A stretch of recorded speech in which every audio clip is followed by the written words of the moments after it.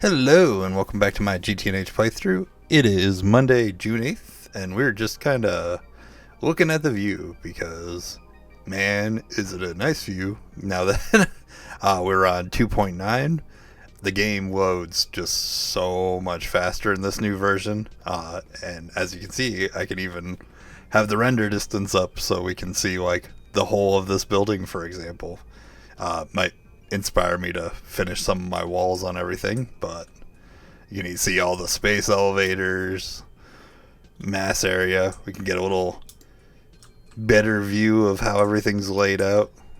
My old HV base, MVHV, Nequata refinery, the beam lines. We'll get to that in a second. We'll have to talk about this, amongst other things. So I'm pretty excited. So obviously, based on the title and that, the main thing I did today was upgrade to the 2.9 beta, and then just kind of see what broke and what needed to change and start kind of cracking away at it. The last thing I did, what I'll start off with, is I set up these multi-blocks. These are the new Mace Raiders. Hold on, I think it's stuttering a little because I turned VSync off. There we go. I was messing around with it because it was only at 60 frames a second, but this desktop's main computer monitor is locked to, I think it's only a 60 hertz monitor. It was like some cheap Walmart one I got. But anyways, so the first of the new multi-blocks I crafted today were the Tier 2 Mace Raiders. I did this because of progression later, but I figured I'd show it off just to show we've got a mixture of new going on as well as old. For example, this guy, and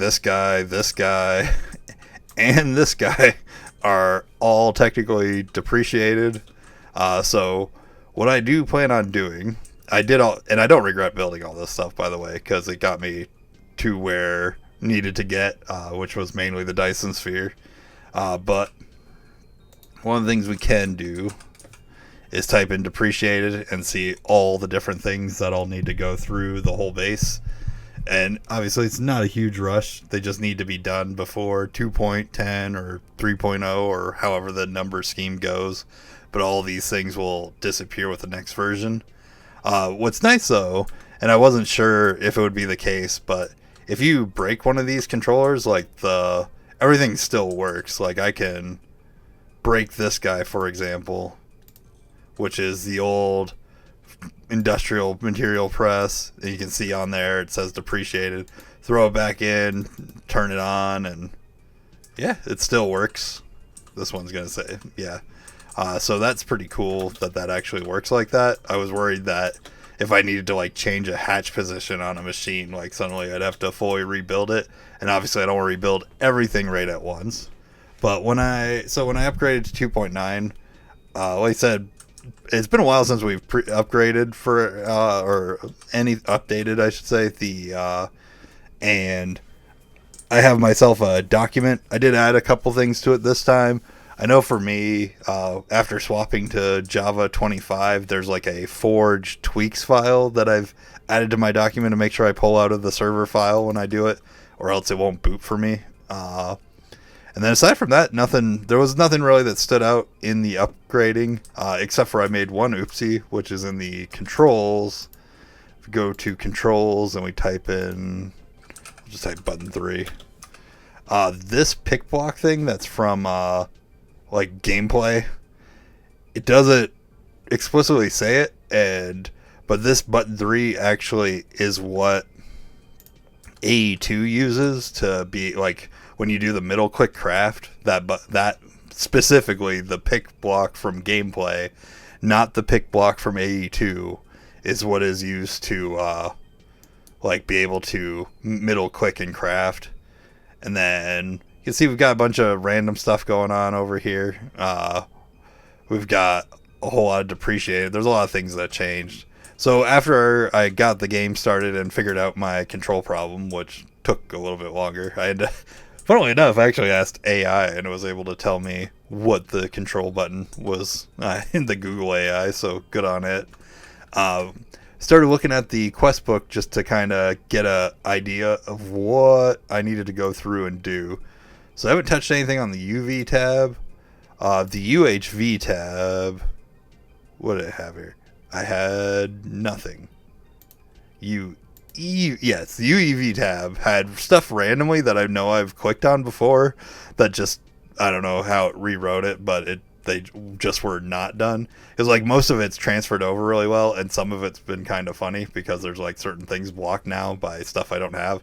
Well, like say for example, this wasn't done for some reason, and just a few other random things. This guy wasn't done, but we'll get to that. So I just like came in here, and we can see two big multi-blocks that I have not started building yet, but I definitely want to. So this one's the mass fluid solidifier, which replaces this guy. And then the more exciting one, at least for me, aside from the fact that this thing looks cool, it's like, it is huge. But anyways, the other one is this guy, which is the nano chip complex. Also massive. I believe this base is 63 by 63, but this thing is supposed to replace circuit assembly line spamming, so that's really cool. But not only is it cool, it is actually required for us to go forward, because if we hop over to the UIV tab, this part of the quest book I thought was funny. Because, like, so I've obviously had the UIV field generator. I needed that for the Dyson Swarm, and I had this guy. But if you look, I technically don't have the requirements yet to be able to make this because of how things have changed.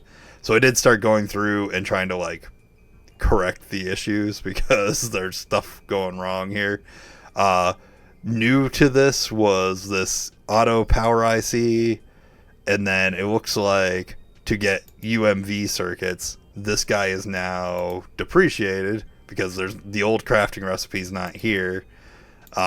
Instead, we've got this nano chip assembly matrix, so this will be something I need to set up to keep going forward, especially if I want to make like a second Dyson sphere, for example. But obviously I want to make progress, and I need this to do that. Apparently this guy does not need UMV circuits, which is kind of crazy. Interesting. 32 internal singularities.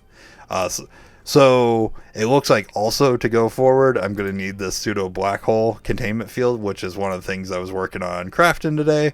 The black hole thing, multi-block, as I said last week, I was working on getting towards because of UIV component blocks. Like, for example, if I go to craft 43 of these, I'm missing the super dense transcendent metal. If we click on the super dense transcendent metal, needs the stabilized black hole to be able to do it. And so obviously I do need that block to make that, which is my next main goal. But now we've got a couple main goals. Right now I've been crafting these. I don't know why. I forgot why I stopped crafting these because I had them. Let's see, radiate. What happens if I craft 960 of these? Oh, I just can. Whatever. We'll start crafting that because I need it. I don't know why. I can't remember what I was missing, but I was short some resource. And the rest of the stuff I've crafted already. I was waiting on this stuff, but it actually looks like that is finished crafting. So it was going to take, I will say, I did have to go through, and what's going to be amusing for a little while is I'm going to have to figure out whether I was, like, question myself what stuff I was waiting on before, what stuff I needed, I know what it was. Sorry, getting a little distracted. So if we look at this guy, it was the prismatic Niquata. I needed more of this, and I don't have it on active crafting right now. I have to use it. I have to get it from the storage backlog, so I just had to change the layout a little bit, which I forgot that I did. So it built up enough that. Anyways, this extreme density space bending casing. 64 for one of these, and we needed 3,000 something. So I needed like 15 million of all these guys, the steel, iron, and bedrockium. Now the iron was whatever. This bedrockium, this required me to go about changing how I was making bedrockium, because the original way was going to take 50 hours in the Mega EBF. And obviously, I did not want to wait 50 hours. In fact, I'm pretty sure I still have hot bedrockium going from having the recipe run. Yeah, I still got 2 million in backlog over here. what first thing I did was I upgraded the laser hatches for both the Mega EBF and the vacuum freezer to 1000, the 1000 amp UEV. Now, technically, I could go, or I couldn't go higher than that for a while because of the way the wireless works. Like right now, I only have one of these UHV capacitors in there. So it means I'm limited to like 1200 UEV amps before I'll run out in a 5 minute period. Which, yeah, you can see now it's time to full. We've got this thing's perfectly fine as it is because it's not running.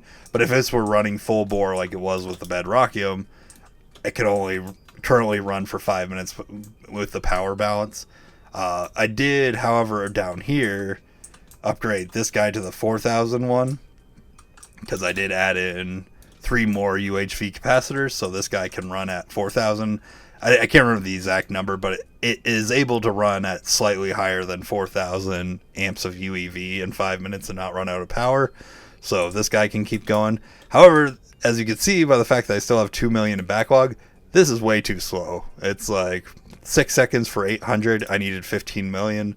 So what I ended up going with and looking around, and I do not remember if this was a recipe in 2.8 or not, but if we go to Bedrockium, molten Bedrockium, no, not plasma, we'll just go through the heat exchanger, Bedrockium. There's a DTPF recipe, so obviously I use the Transcendent one, and this makes 1,000,000 Bedrockium molten in 21 seconds, and then I created the fluid shaper recipe to go along with it, so that's way faster. But also to make that, we need molten steel, which just waiting on that was taking forever, so I did upgrade my Mega Smeltery over here to be on these, the crafting input buffer, so now it can pull in recipes faster. I don't have to worry about recipe separation or contamination, and then added a bunch of output. And as you can see, I did talk about this last week, and I can't remember if I specifically showed it, but I've got the lasers coming to it as well, so that's pretty cool. These are substantially faster now. For some reason it's lagging a little over here. I think part of it's my mouse. So the next thing with the quest book, try not to there's a lot of changes. I imagine the next few days are going to be going through like the random stuff I fixed. So you can kind of see I've got this awkward thing going on with the beamline where this guy was a lot taller yesterday. That's because some of the beamline stuff changed. Not much, very little. I think there was like one change in grouping, but there was a new wafer that we needed, which is this. If we come back to the UEV tab, this FPIC, this is a new one. It's made pretty similar to all the others. We've got the slow recipe in a chemical reactor, or we've got the target chamber where if you're using photonically enhanced, you get 500 times 50, which I believe is 25,600 over the course of this running through, so pretty fast. This mask is made through a laser engraver, which is also made through upgrading one of the previous tier masks in the large chemical reactor. So there wasn't really too much new to set up. However, I did make sure to run through the new everything to make sure I didn't have. So basically, long story short, I didn't have to change anything on this one or this one or this one. I did, however, have to move one recipe from this beamline over to here, and then this beamline had to have its power upgraded, and then its size shrunk. Now, technically, if it wasn't for the FPIC wafer, I wouldn't have to change anything, but specifically, this FPIC requires the UIV energy hatch, which changes the calculation for this beamline, so it shrunk. Otherwise, I really didn't change any of the setup, everything else. And then I did look up because I knew from the picture it always shows all these things 4 blocks apart. Turns out it doesn't matter. You can put whatever distance. So I literally just changed the linear accelerator portion and I left everything else as it was. And with this guy shrinking, basically shrunk this guy, up the voltage, created a new pattern to craft 25,000 of these at once using one of these masks, and that was it. And then they also added one other recipe that wasn't available before for the beamline, which is the raw advanced crystal chips using the exquisite cerium. So I did this recipe as well. So now instead of 400 a time, we get 6,400.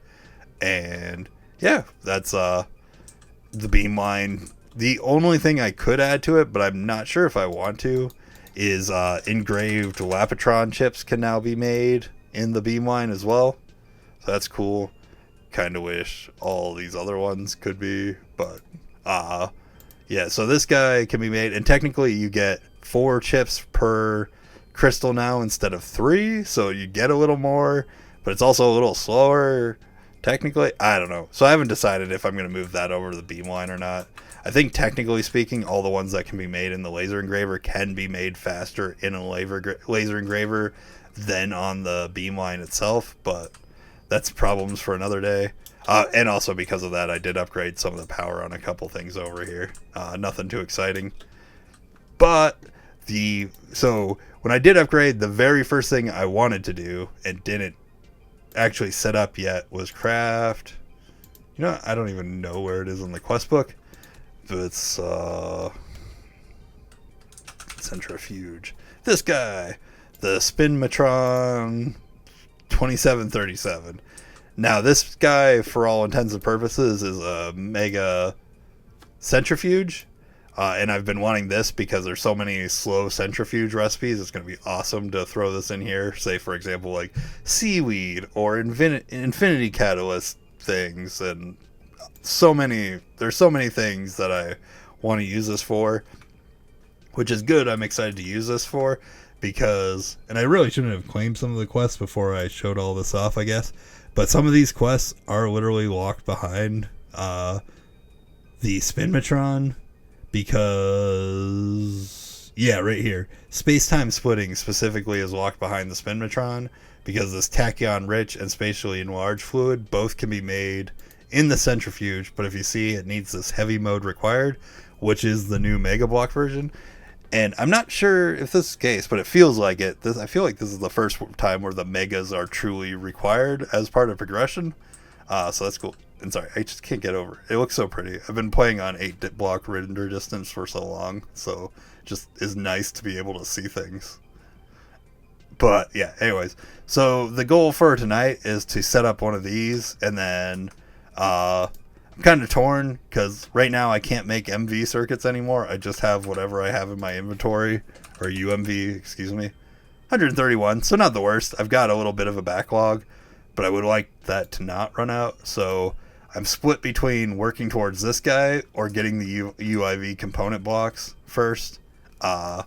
So it probably will be a blending of the two because that nano factory requires a ton of blocks, and I haven't set any of these up yet in AE2. So yeah, I don't know. I gotta give myself write out a solid plan, like a bullet list of do this, then this, then this, and this, and just kind of keep myself focused because I feel like I'm going to keep getting distracted, like capturing a bunch of sheep, for example. But yeah, anyways, I'm gonna go back to just kind of messing around and playing around with the upgrade. Sorry it was a little bit of a longer one, but got a bunch of random stuff. I'm really excited about this update.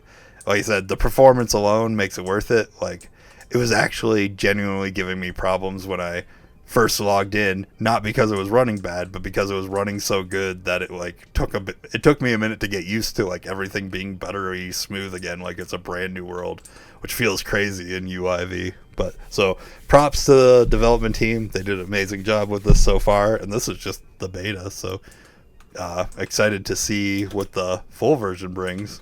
But anywho, hope everybody had a good weekend, and I will see you tomorrow, hopefully with a bunch of new things. Goodbye.